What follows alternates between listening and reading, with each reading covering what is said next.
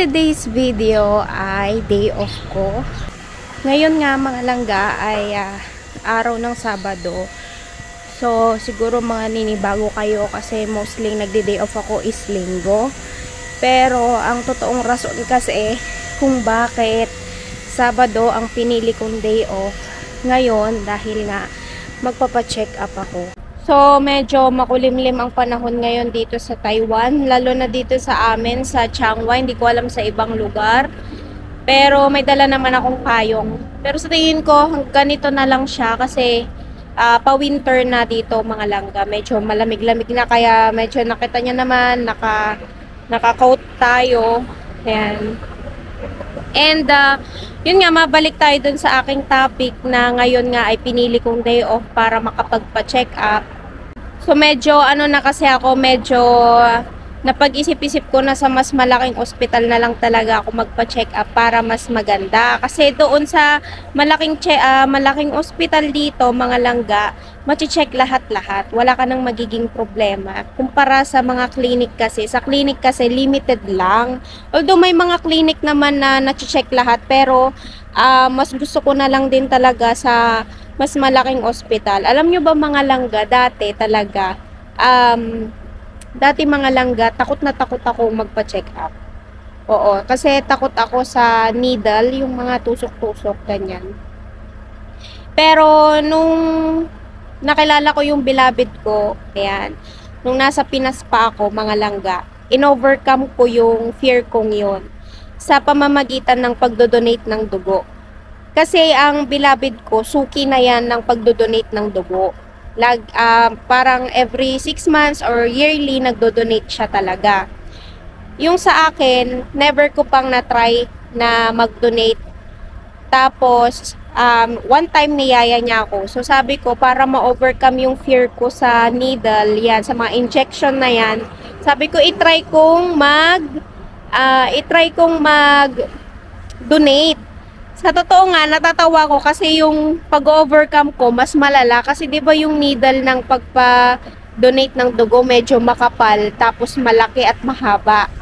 Kaya sabi ko parang to the highest level naman yung pag-overcome ko. Pero yun na nga, naging na namin yun, naging hobby na namin yun. And nung first time ko ngang mag-donate ng dugo, mabait yung nurse na naipunta sa akin kasi sinabi ko sa kanya, ma'am, first time ko pong mag-donate ng dugo. Tapos kinakabahan ako noon, tapos feeling ko para akong hihimatayin. Tapos sabi niya, wag kang mag-alala, hindi naman ito masakit, sabi niya. Sa una lang daw yung pagtusok lang. Tapos pag nasa loob na, hindi mo na siya mararamdaman. Which is totoo naman. Tapos yon nalaman nung nurse na dahil kaya ako nag-donate kasi niyaya ako ng beloved ko. Hanggang sa tandang-tanda ko, binilinan niya kaming dalawa na gawin daw namin yon palagi. Kumbaga, every 3 months, every 6 months, or yearly, or pag may pagkakataon kaming mag-donate daw kami. Yun ang bili niya. Kumbaga, gawin namin siyang panata sa relasyon namin or gawin naming hobby na dalawang couple. Parang ganun yung ibig niyang sabihin. Tanda-tanda ko yun. Hanggang sa naulit mga langga. So, marami na akong beses na nag-try na mag-donate ng dugo, which is benefit din naman sa akin kasi kahit paano nalilinis yung dugo ko. At the same time, nakakatulong tayo. So, ang type nga pala ng aking dugo is O+. Ayan, universal donor. Sabi nga nila, universal donor ang O+. So, ayun mga langga, nandito na ako sa ospital at na-i-insert ko na rin yung aking health card kasi kailangan i-insert mo yon sa mga monitor dito para malaman ng doktor na nandito ka na. So, ayun, nakita ko na rin yung pangalan ko na nandun siya sa monitor.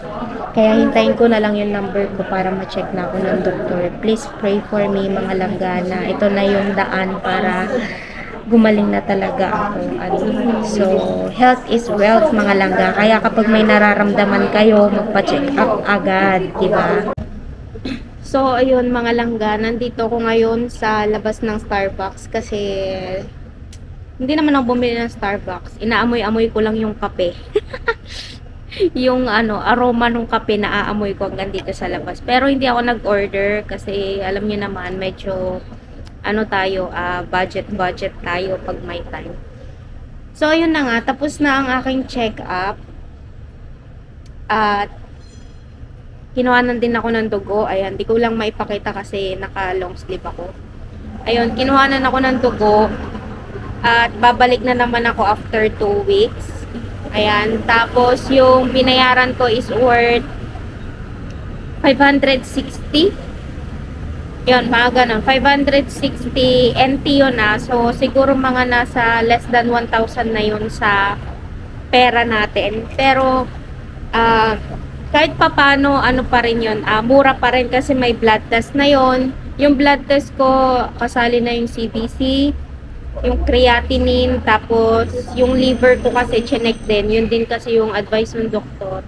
Gusto niyang i-check yung kidney ko tsaka liver ko kung okay siya. And kanina nga nagpe-pray ako na nawa normal yung result na ano, kasi after 2 weeks ko pa malalaman, tapos babalik ako doon. And binigyan din ako ng gamot. Ito yung mga gamot. Ayan, yan yung mga gamot ko. As usual, di ba? May cream, tapos may tawag nito, intake. So, mamaya sabihin ko sa inyo kung ano yung nireseta sa akin. Sige, ngayon na lang pala. Babasahin ko sa inyo. Ayan. So, niresetahan ako ng, yung cream ko is clobetasol. 2 lang yung ibinigay, pero medyo matagal na rin naman na yan. Tapos, niresetahan din ako ng Sizal. Yung Sizal na yon pangkati yun eh. Kasi minsan na kinakati ako, yung lalo pag gabi, pag patulog na ako, pag nakahiga na ako, yun yung part na kinakati-kati ako ganon. Tapos, meron din yung Arax. Itong Arax naman, din siya, antihistamine. Tapos, niresetahan din ako ng folic acid ko, sabay doon sa methotrexate ko. Yun, sabay sila. Yung methotrexate, every Wednesday and Saturday ko lang siya inumin. Tapos, sa isang araw, 2 yung pagsasabayin ko. Tapos, sasabayan ko rin ng isang folic acid. Pero, every Wednesday and Saturday lang yun. Pero, yung mga antihistamine ko, pangkati ko, everyday yun. May morning tsaka night.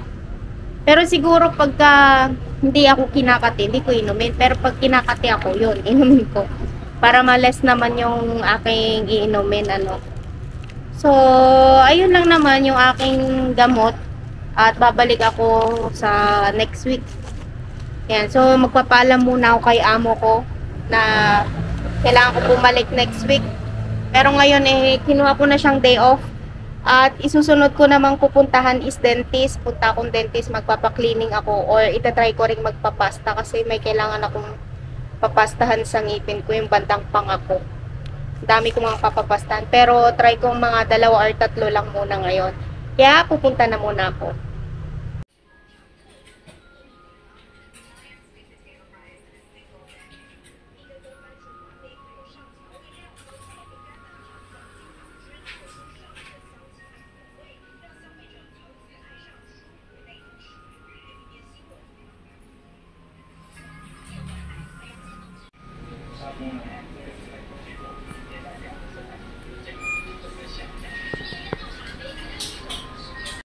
就是像你刚刚的感觉，我们会塞紧，来正常的牙齿是不是下来有一个腰身，对不对？这里比较胖，这里比较瘦，但是这个牙你注意看哦，我们现在把它抓比较直一点。Let's go!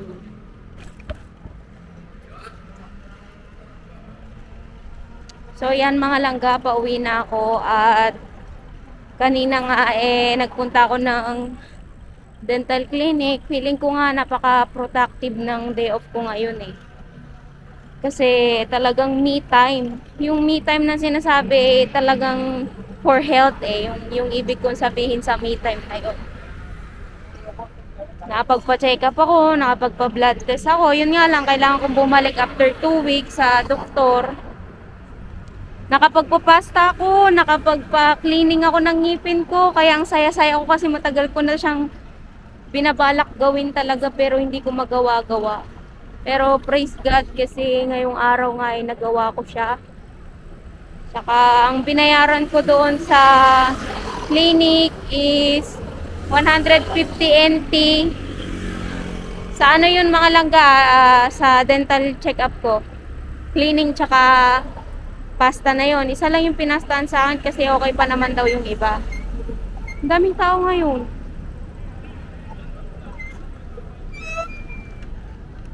Parang may piyesta. Alam mo yun sa baryo, ganito, pag ganitong maraming tao, pag may ano sa baryo namin, may piyesta, ganon.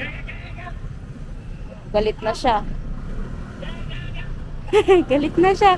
Ayaw umabante nung nagadungalugan.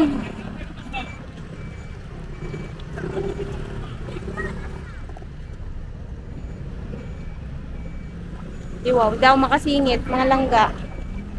Daming sakyan eh. Yan, go, go, go, go. Dami kasing sasakyan.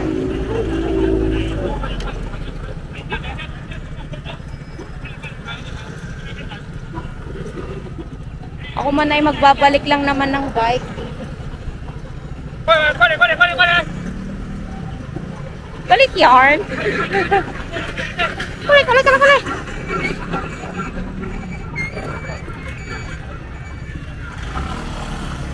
Parang graduation kasi dito. School kasi dito mga langga. May school kasi dito. Parang graduation. Pero ako naman eh magbabalik lang ng bike. Ganun. So ayun na nga mga langga. Ang bayad lang dun sa check-up kong yun eh 150. Kung i-convert mo yun sa Pinas, less than 200. Pasta na yun tsaka cleaning diba? Samantalang sa atin yung 300, cleaning pa lang yun. Wala pang pasta. Depende pa kung ilang ngipin yung ipapapasta mo. So ayan mga langga, pauwi na ako. Ayan, naglalakad na ako. Naibalik ko na rin yung bike. Nakakain na rin ako. Kumain nga pala ako sa 7-Eleven. At so ayun na nga, ang dami talagang tao. At hindi ko alam kung sino yung umuwi sa amin. Hindi ko alam kung sinong anak ni Akong ang umuwi ngayon. Pero sa tingin ko meron namang umuwi kasi Sabado ngayon. At ayun, medyo malapit na rin ako mga langga.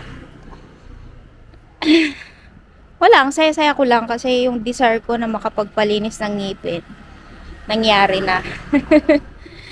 Hindi lang puro paglilinis ng mukha ang ginagawa ko, paglilinis din ng ngipin dapat kasi yun yung pinakamahirap talaga linisin kasi sa mukha nakikita natin yung sa ngipin medyo mahirap talagang kailangan talaga ng dentista. So ayun na nga. Buti na lang nagawa ko na. So doon na lang siguro ako magpapalinis ulit by January or February kasi ginugol ko yung 3 to 4 months magpalinis. Ayan. So sabi ng mama ko buti daw hindi ako nagpa-brace. Sa tingin ko naman medyo maayos pa naman yung ngipin ko. Kaya no need na magpa-brace. Tsaka ayoko ring magpa-brace hanggat maaari mga langga. Kasi hindi ako makakakain. Alam nyo namang food is life ako Tapos nagbe-brace ako. Yung kakilala ko ang naka-brace parang akong nahirapan sa kanya kapag kumakain siya. Kasi hindi niya nga nangunguya ng maayos yung kinakain niya. So paano pa ako pagkain ako ng kain ano yun, konting nguya lang tas lunok agad. Ayoko naman ng ganon. Kaya at saka ano naman kasi dati kasi mga langga nung mga elementary high school ako never ako nagpa-brace pero nagpa-retainer ako. So sa tingin ko yung retainer na yon nakatulong sa akin para maging maayos yung ngipin ko. Tsaka nung bata ako hindi naman ako gaanong mahilig sa candy. Yun, talagang inalagaan din ni mama ko yung ngipin ko. Tapos may close friend din kasi siyang dentista before. Kaya yun, so far ang ano ko lang talaga, ang sira lang ng ngipin ko dati dito sa may bandang panga, pero nabunot na yon. Kaya nga lang wala na akong ngipin dun sa part na yon kasi matanda na ako nung nabunot. So yun naman ang problema dun. Pero sabi nung doktor na nagbunot nun, ipaano ko na lang daw, pa fixed bridge ko. Yung fixed bridge medyo may kamahalan kasi siya mga langga, nasa 17,000 NT kapag dito ko pinagawa, kasi hindi makukuha ng health card ko yon yung pag nagpa-fixed bridge ako. Pero so far siguro pag-ipunan natin, pero hindi pa ngayon. At ayan na nga, malapit na ako dito sa bahay ng amo ko. So hanggang dito na lang, and maraming salamat sa inyong lahat. Nawa lagi kayong pagpalain ng ating Panginoon. God bless. Bye bye.